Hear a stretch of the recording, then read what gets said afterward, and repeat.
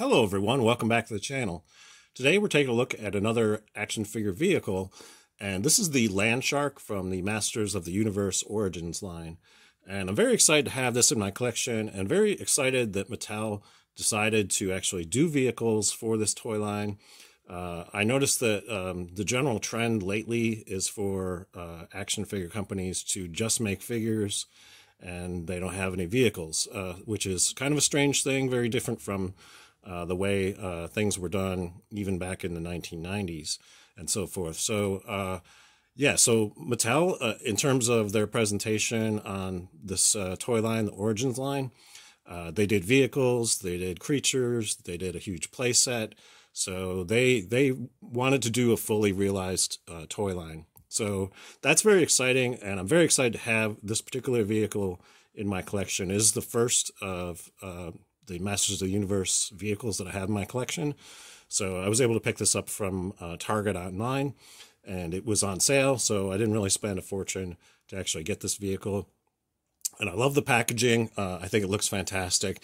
You can see you got these retro illustrations on it. Looks very much in keeping with the original Masters of the Universe look and feel. And you can see there's more illustrations on the side of the package. And on the back of the package, you can see another large illustration showing the Land Shark in action. And on the back, you also get pictured the Castle Grayskull that they have in this line. Pictures of other characters and the creatures. So, you know, very, very, very cool in terms of everything they're doing with this line.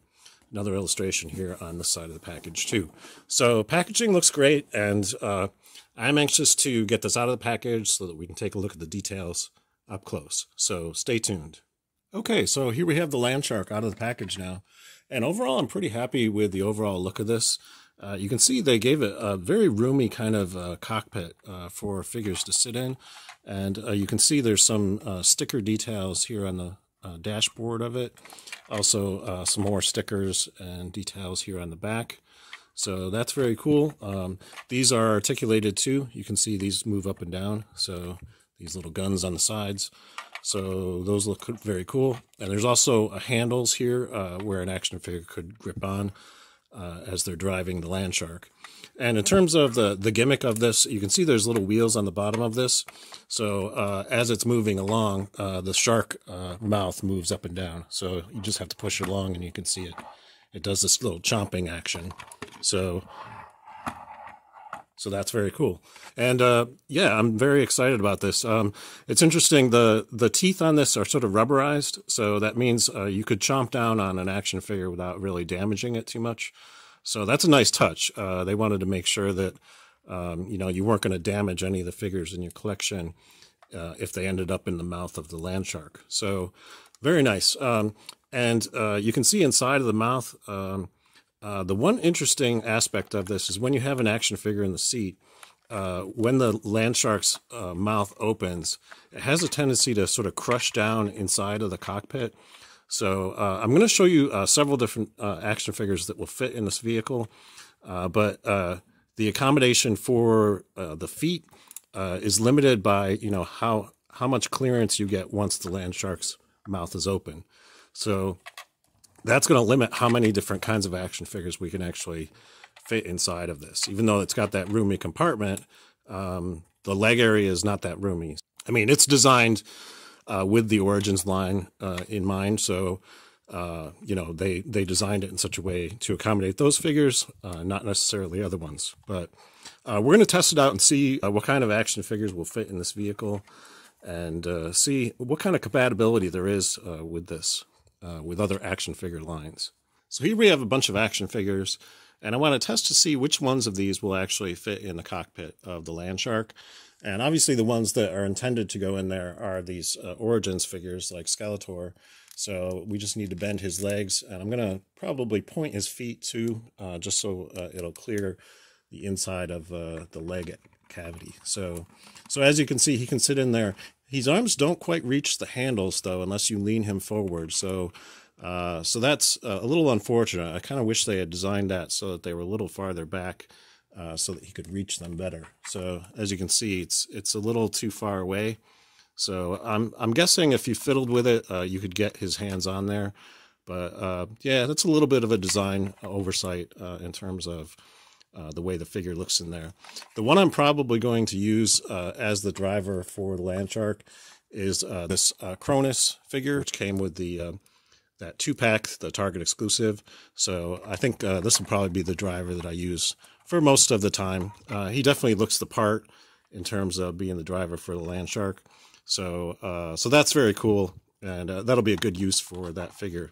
Now, in terms of other action figure lines that you might want to try, so I have my Star Wars Black Series Bo-Katan here, and we can see if she will fit in the cockpit, and yes, she will. So Star Wars Black Series, if you have any of those figures and you want to use them with this vehicle, yes, they will fit inside the cockpit.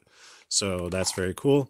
Also, G.I. Joe Classified. Here I have my Snake Eyes action figure. So yeah, that should fit in there too.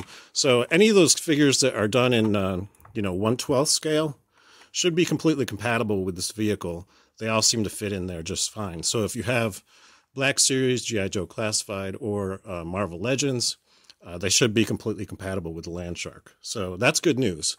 So, you don't have to just be a Masters of the Universe collector to appreciate the versatility of this vehicle. Now, in terms of larger action figures, I think we can pretty much rule out 12-inch G.I. Joe. There's no way his feet are going to fit in there. And, you could kind of cram him down here with his legs out of the vehicle, but yeah, it looks awkward. So in terms of 1/6 scale action figures, I don't think this vehicle is going to necessarily work with them unless you modified it in some way to accommodate the legs. So, but in terms of Mego action figures, which are 8-inch scale, I tested this out earlier, and I was able to fit Batman in there. I had to end up removing his boots because the boots definitely got in the way of clearing the interior of the leg cavity. So, but yeah, if you fiddle with it, eventually you can get him in there. So yeah, here you can see the Mego Batman sitting in the cockpit of the Landshark. I had to fiddle with his legs quite a bit in order to get him to fit in there. But the one nice thing about this figure is that his arms will reach the handlebars. So that's kind of cool, actually. It's almost as if this vehicle was constructed in mind with a figure with much longer arms than the Origins figures, because this is a 8-inch scale figure, and it actually can accommodate the cockpit a little bit better in terms of reaching the controls. So that's kind of interesting. And again, the only thing I had to do in order to make him fit in there was I had to remove his boots, because the boots definitely got in the way in terms of clearing the holes where the feet go through. So that's one figure that actually works.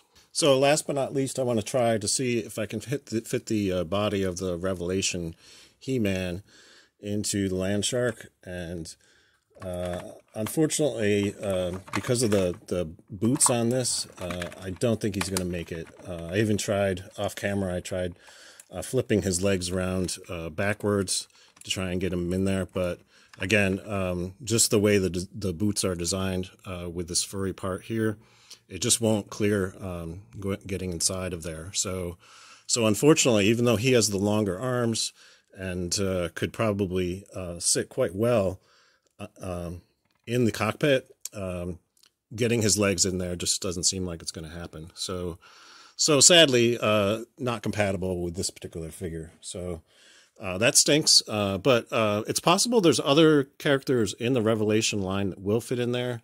If their legs were designed differently, it's possible you might be able to get them in there somehow. So again, unfortunate with that. But on the bright side, I have plenty of these Origins figures, which will fit in the cockpit just fine. And I'm probably going to use this Cronus as the primary driver for the Landshark, because I think he looks excellent in the cockpit. Definitely looks like he should be driving a vehicle. He's got the helmet and everything. So yeah, I think that looks perfect. And so yeah, that's going to be my chosen driver for the Landshark. So there you have it. That's all I have for you today. If you enjoyed this video, please give it a thumbs up. And if you'd like to see more reviews of action figure vehicles in the future, think about subscribing, because I will be covering a lot more of this kind of thing in future videos. Until next time, I hope you're having a great day, and thanks for watching.